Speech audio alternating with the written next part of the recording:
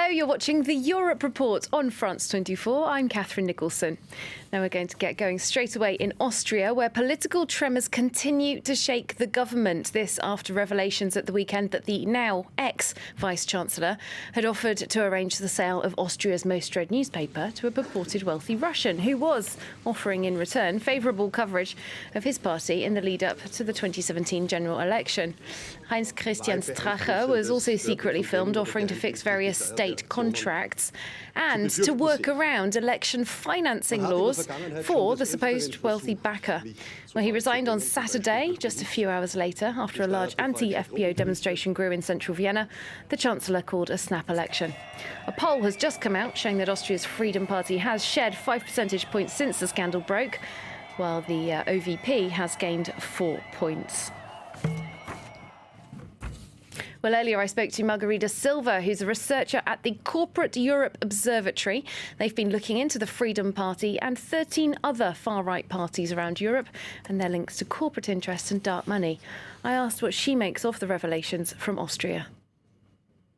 They're quite impressive in a way, but really they confirm the findings that we have from our research, which is that in spite that many of these parties, many of these far-right parties, or authoritarian parties, depends on where in the spectrum they fall, that they often say that or claim that they are going to clean up politics, or in maybe more famously, that they are going to drain the swamp. And yet when they are in government or when they are in the European Parliament, they actually act in a very different way. They're often involved in funding scandals, corruption issues, bribery.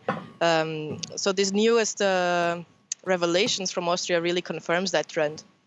Now, your organisation just released a report called Europe's Two-Faced Authoritarian Right, Anti-Elite Parties Serving Big Business. That's the title. Now, that speaks for itself. It looks into 14 parties, including Marine Le Pen's Rassemblement National and Nigel Farage's UKIP and now Brexit Party. What evidence did you find or do you have for the claim that these parties are serving big business?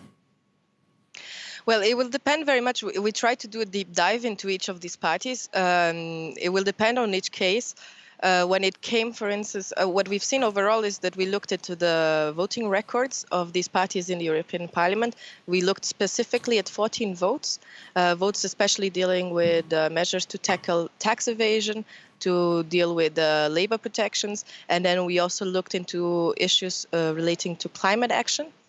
And what we found is that in spite of the fact that quite often these parties say that they are fighting against the Europe of corporations, the Europe of business, their voting records are very much siding with deregulation, which actually benefits this big business. Now, then we also looked into how these parties behave in their own countries, especially when they are already in government.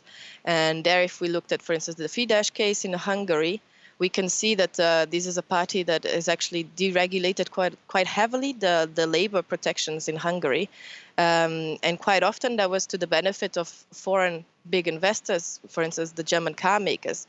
This was quite controversial, if you remember, during the protests against the slave labor laws.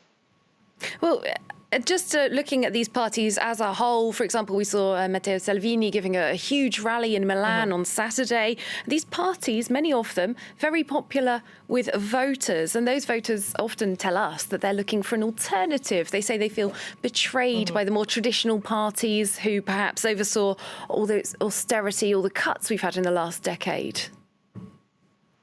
Yes, and here it's really why we wanted to zoom in into these claims, because these parties are being portrayed and portray themselves as an alternative. But when you look into how they actually act, they are not questioning, they're not standing up to the working people. They're not questioning the system. They're not questioning the basis, for instance, of what created austerity. What they are doing is to ramp up the rhetoric of cleaning up politics, of draining the swamp, at the same time as they're directing hatred towards immigrants, refugees, and people that really have nothing to do with the actual lived conditions of workers. Margarida Silva speaking to me a little earlier. Now, Angela Merkel reacted to the news from Austria by calling on voters to stand up to far-right politicians who she described as being for sale. The German Chancellor appeared in Zagreb in Croatia alongside fellow German and centre-right lead candidate Manfred Weber, as well as the Croatian Prime Minister. Mrs. Merkel told reporters that patriotism and the European project are not opposites. In the UK, the leader of the recently launched Brexit Party, the MEP Nigel Farage, is facing 2 investigations now over alleged undeclared financial gifts. Britain's Channel 4 News says it has seen invoices for what are described as gifts from millionaire Brexit supporter Aaron Banks, worth as much as £450,000 British pounds. They include the rental of a home in the upscale Chelsea neighbourhood of London and paid-for trips to the US to meet other right-wing politicians. Green MEP Molly Scott-Cato has this Monday referred Nigel Farage to the European Anti-Fraud Office. Fellow MEP Catherine Bearder of the Liberal Democrats is also formally requesting an investigation over the alleged failure of Mr Farage to declare those gifts on the European Parliament's Register of Interests. Mr Farage told Channel 4 News that he would not comment on their report. It's time now for today's France 24 Europe Tour report coming from Poland. Now, the Roman Catholic Church has long been a powerful force there with strong ties to the ruling Law and Justice Party. Our team has been looking into how the current government has tried to make it harder for women to access abortions. They also met smaller parties, countering this a campaign issue. This report comes from Mohammed Farhat and Clovis Casali.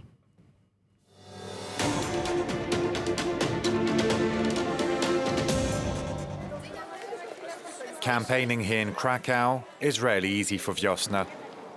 Hello, do you know our Wiosna party and our leader, Robert Biedron?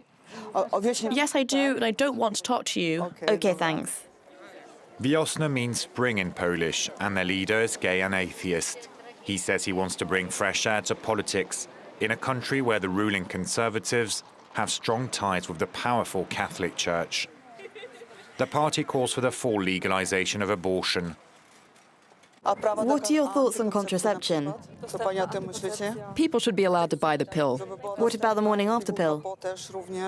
That, no. Why? It should be allowed in exceptional cases, like rape, but not otherwise. Abortion in Poland is legal only in cases of rape, when the woman's health is in danger, or when the fetus is irreparably damaged. For the ruling Law and Justice Party, or PiS, it's a matter of defending life. The PiS party condemns abortion because we believe in our origins, religion, and what Pope John Paul II, who was Polish, said: we must favor life over death.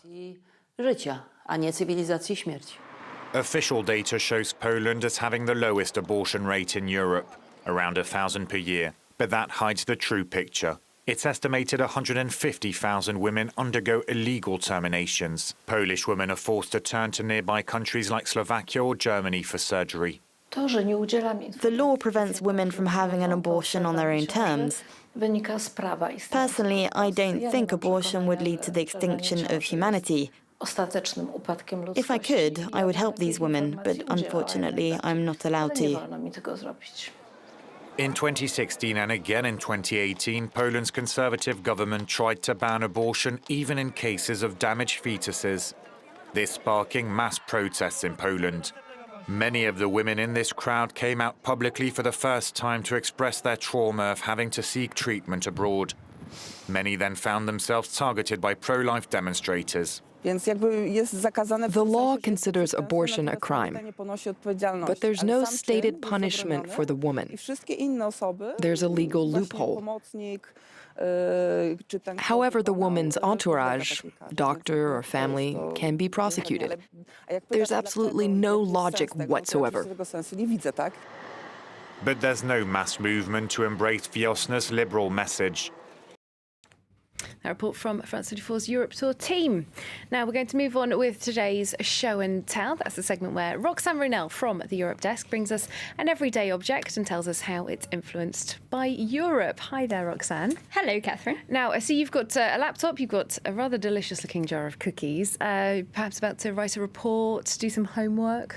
Well, I did do my homework, Catherine. I Very brought nice. these to tell you about personal data protection. Bear with me. It's the scene that's probably become familiar to all of us living in the EU when visiting a new website or when upgrading an app on our smartphones. That same message comes up asking us to accept cookies. If only that was true, right? But no, the cookies we're asked to accept are those that allow websites and platforms access to our personal data. And that's actually a direct consequence of a new regulation that was adopted at EU level and that entered into force last May.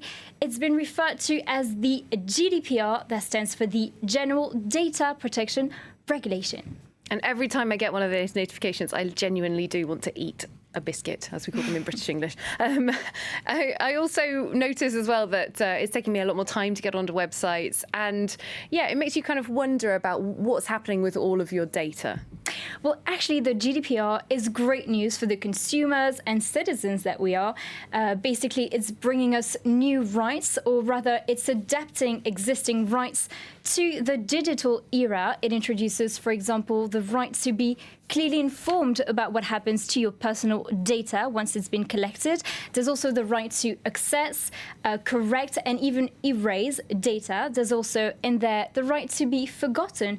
That means, for example, asking Google that your name doesn't come up in some searches, although this one is balanced with the public's right to know. So, for example, I don't know, if I've been arrested for a crime that it turned out I didn't commit, then...